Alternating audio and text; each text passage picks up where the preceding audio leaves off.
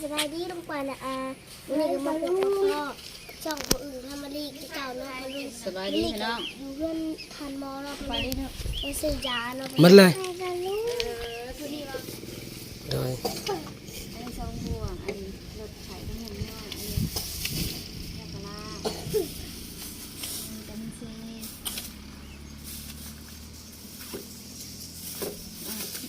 ช่องไทยกับพี่ใหญ่เด็ก ยา พี่ใหญ่อย่างนี้ค่ะ ยาอมมีบ่ สเต็ปชื่อว่า แม่น เอาบ่กินแบบยาว2 เมตรยังทันแล้ว ให้เอ้ยไล่ก็ลูกให้ตันหมอไล่ก็ลูก ไล่ก็ถูกละ โดยให้บ่ เอาเลย ใส่ของผู้ใหญ่2 2นี่ละ2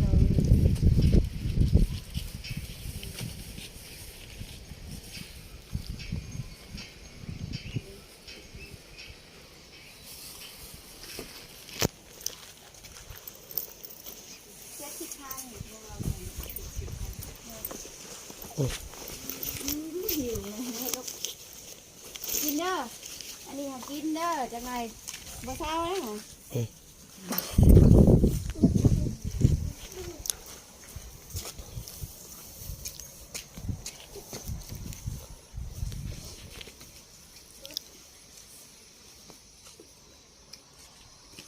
อร่อยจะไปดีปะลูกหรือเปล่าไม่ได้ลูก ไปดีลูก พูดได้จ้ะ บ่เดี๋ยวยังช่วงนี้ ไขวัดเย็บคอ วันนี้น้องแก้วไปวัดเป็นมาเลย บ่ เป็นวันนี้ไอ้วัดไม่ได้เข้าเกียร ยันว่าติดโควิดโคตร ไปโดยขอบใจโดยไป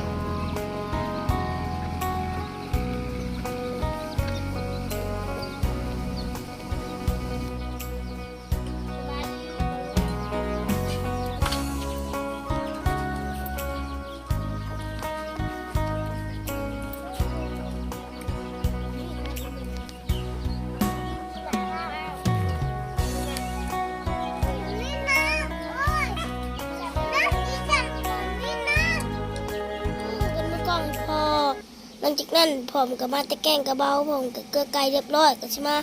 เบิ่งแม่เพิ่นอีกเนาะปรุงเนาะแม่เพิ่นก็จะสิทำเมนู นี่แหละ ยังอันนี้กุ้งบ่นี่ ปลาหมึก ปลาหมึก ปลาหมึกพี่น้องลูกซีนนี่ ลูกซีนน้ำเนาะกับเส้นกับเห็ดเค็มผักบ้องผักกอกผักกาดเนาะลุงเสร็จเมนูยังแม่ สุกี้กิน เห็ดชุกี้กินเนาะ น้องเอ้ย แม่น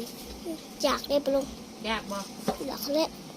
มักน้องแจ่มมักลู อั ก น ซีน นี้ก็หมอกอะน้ำพรผดเลยเนาะปะลุงเนาะผดบกเลยเนาะปะลุงเนาะก็จะทำเมนูชุกี้กินเนาะปะลุงเนาะน้ำปลามีครบแล้วบ่น้ำปลาสะออกสะอิวบ่มีโอเคเนาะปะลุงอันนี้ก็จะไปเบิ่งแม่เสี่ยวเพิ่นก็มาแต่บ้านบ่มาแต่ใช้นี่นะพิงไผ่หนาววะนี่พอเชียวแม่เชียวถ่ายกินสุกี้ก่อนนะจังเมื่อนี่ก็ชิเมื่อไวแท้ พ่อตัวไข่เวลาสิช็อกเลยเดี๋ยวนี้นะ หนาวเลย ท่านฮืออยู่ดิผัวแต่แล้วฉันก็บ่พาจากมือแล้วจังหวะ โอเคเนาะอันนั้นก็แม่เชียวเพิ่นก็เมื่อเลยเนาะปะลุงเนาะก็เราสิบ่ได้กินน้ำเมื่อวานเพิ่นก็สิกินน้ำเลยเนาะปะลุงก็แม่เพิ่นก็กำลังตักเนาะปะลุงอันนี้ก็ ตักให้ผู้ใหญ่ก็ผลเล็กน้อยครบเลย ส่วนเชียวลุงยม แต่ เนาะ ก็ ปะ ยัง ลุง ไม่กินพันกระพุ้นอีกแล้วนะ เกี่ยว เกี่ยว ลู นี่ ก แหละ โคบ้านใกล้กันเคียงเที่ยวไม่ชายกัน เอาน้ำมาจอกมา มากินให้ไปเบิด จอก กัน นี่ ปีใหม่ไปลงสวัสดีไปลงปลาเข่าปลาตาได้ปลาตา เอาจำหาลุง ไม่ใช่นกพี่น้องเอ้ย ไม่ใช่ ได้เลยลูก ต้มยำ จะเอาจานเนาะนี่ แล้วก็ เอาพูดหมักอันนี้พี่น้องเอ้ยนี่ ยำกับ มาเด้อพี่น้องเอ้ยมากินน้ำกันเด้อแซ่บๆเด้อ สบายดีลำรวยดีเมียมาเด้อมาประกอบเปล่ากันแม่ ของไฟนี่ทำพุทธศิลป์บ่เอาน้ำมาลูก เรื่องพังงานทำก็ได้พี่น้องเด้อ กันบ่ปากน้ ก็ช่วง โอเคจ้ะ 8 โมงแล้ว ไปให้เขาบวง ทำกินข้าวกินน้ำมาละปีใหม่ เอาถ้วยอีกอันหนึงนะจ๊ะ วันที่3มื้อนี่เด้อป้าน้อยป้าไซทั้งใกล้ทางไกลก็ ตั้ง นี่ ให้ ว่า แจ่มเลย กินข้าวแล้วนำกันเด้อนี่ก็มีกามีหยัง ขอฟังความคิดนอกคิดถึงไปในเด้อลำรวยเด้อโชคดีปีใหม่ กับลูก ปีเก่า กับ ไป หลาน เล นี่ ยมาให้มี พุทธ เงิน ศิษย์ ทองเด้อมีแต่ นาง เงิน แม่เพิ่น เงินทองไหลมา แล้วก็น้องแจ็คน้องแจมลูกหลานหลานนั่นแหละปีใหม่ไม่ได้ครับ วันที่3แฮปปี้นะเย่ปะลุงเอ้ยก็ไม่ใช่หรอก ำเอาเห็ดเค็มมันเท่านั้น แค่ อยากไอ้เข็มบ่ นี่แหละกินกับลูกกับหลานนั่นแหละกินกับลูกกับหลาน เอา นี่หรอกมีผัก สิลูกกินสิบหลาสิแม่สิกินกับห อั ลาน น นั้นไอ้แจ็คไอ้ยังก็ ตักกินแล้วเลยตักกินลูกหลาเอิญปลาลูกมึงกินน้ำไหมลูกหลาไปดิไปดิ ไม่กินลูกผม แซ่บ กิน บ่ เด้อปลาลุง น้องแจม มักน้ำบ่ ไอ้ แซ่ ยัง บ ก็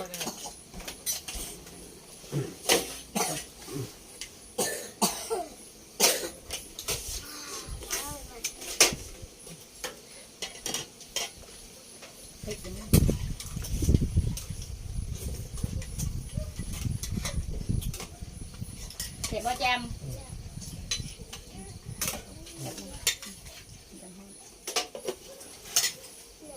ไม่เพิ่นไม่เพิ่นเอาไหมไอ้ลุงจะน้อยกันได้บ่ เก้า มันแซ่บ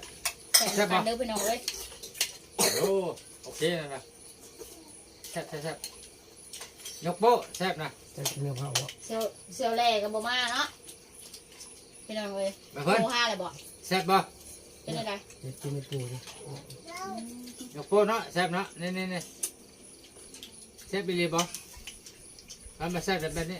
เดี๋ยวพงกัน เฮ้ จากประตูนั่นก่อนเนาะ โอ้ บ่อยู่ซับ เฮ้แซ่บไปเลยแซ่บไปรอ เป็นวัดเป้าเมื่อซื้อยา โอเค บ่สบาย ยันลั่นข้ากับปิด โอ้ บอกมาแบ่งเอาน้ำเมาบอกเอาซื้อมาแล้วบอกมาคนเป็นวัดไหน เจ็บคอช่วงนี้ลาย วัดคอ อา แด กาง ศเย็น ยันวัดติดโควิดเอา โอ้ ห ย ลายคนเป็นนะ ญาติไหลญาติไหลตายถ้ามัน ผมมีดอกโควิดด้วยอ่ะ ยาจะซักแล้ววัดตัวแดงมันสายพันธุ์ใหม่ สั่งมากดยวนบนชาวโรงงานก็มีงุ่มเนี่ยออก บ่หู ไป ก่อนเลย ไป ยังเพิ่นกดจะเนาะใครว่าซ้ำ ใส่วันนี้โอ้ยเบิดละ โอ้แล้ว มีดอก หมอไว้ครับอาการเป็นอะไรมันไงวันนั้นเขาจะจัดยาคนไข้ถึงเขาซะเขาจะหัวเนาะลงนั่นลงนี้ แซ่บดีเนาะมาคนโอเค หมดแต่ว่าไปเพิ่นนะ โอ้ เยี่ยมโอ้เยี่ยมเด้อพี่น้องเอ้ยพูดนะเยี่ยมปลาลุงไปแล้วพูด เอิ้นไปหน่อยกินละ เอิ้นปลาน้อยมากินแม่ปลาน้อยก็ใส่ปลาได้นี่ปลาอุปลาหยัง มากินน้ำกันบอกปลาอุ ปลาพิมพ์ ปลา มาหมดตุกตุกคนนี่แหละมากินน้ำกัน14มาทุกคนนี่แหละ ปลาเดือนเลย ดีเราไทยต่างประเทศกับตัวไทยตัวประเทศลาวไทย มีดอกที่น่ะ ปลาลุงเอ้ย ให้ถึงได้ปีใหม่ส่งท้ายปีเก่ารับต้อนปีใหม่ กันมาแล้วจ ต่อบ ไป มื้อนี้กับลูกหลานกับกินกับลูกหลานนั่นแหละ มาด้วยอ่ะ กินก็ได้เวลาเรา พอกันเต็มเลย กินปีใหม่ บ่นิด เฮ้ยดิบกินนะ ไม่ละ มีเส้นร้อน เดี๋ยวกัน แล้วก็มีผักสลัดผักกาดผักบ้ง ไอ้กัด ไอ้ไปลง หม ละ ดเดือน มันดอกมันดักนั่นแหละไปน้อง กินไปว่าน้อง อิ่มเลยไปลงเลย หนาวพี่น้องเขาหนาวพี่น้อง ไอ้ไปลูกจะได้กินยาลูก ตาจุด กินน้ำกินน้ำลูกกินน้ำจะได้พอเอายากินอิ่มแล้วน้องจำสบายดีไปลุงมั้ง สบายดีปลาลูกอีก ก็ไปนอนล้างตีนล้างยังกันเด้อ อยากกินข้าว อาบแล้วบ่น้ำ นี่ป้าใส่ป้าอุเด้อสั่ง เดินแมวมาต้อง เราสั่งประเทศกับปีใหม่ก็ได้กินกันทุกร้านมีคอนดอกมีเส้นมีผักสลัดกับผักบ้งไปน้องเยอะ กินกับลูกกับร้านนั่นแหละก็กินมันยำไปน้องเอ้ยก็ให้อวยพรให้ป้าอุป้าใส่ พอกินข้าวแล้วกินยาบอก คือเก่าแล้วป้าเอ้ยปีนี้ไม่แห้งเด้อสำหรับปีใหม่ สบายดีสบายดี ปีนี้ให้ไปตลอดปลอดทางคือเก่าแล้วเท่าไปปีหนึ่งเลยลุงอะไรเท่าไป1 ปีเด็กน้อยก็ใหญ่ปีหนึ่ง ฝาก เอ ซ่องเลย อป้าเอ้ย ฝากซ่อง ดี เลย ไม่แห้งเด้อ ไม่พอ ลาบอก สำหรับ สำหรับคลิปนี้ก็ ก็ชอบปลานี่ก็ ลาคลิปปลาลุง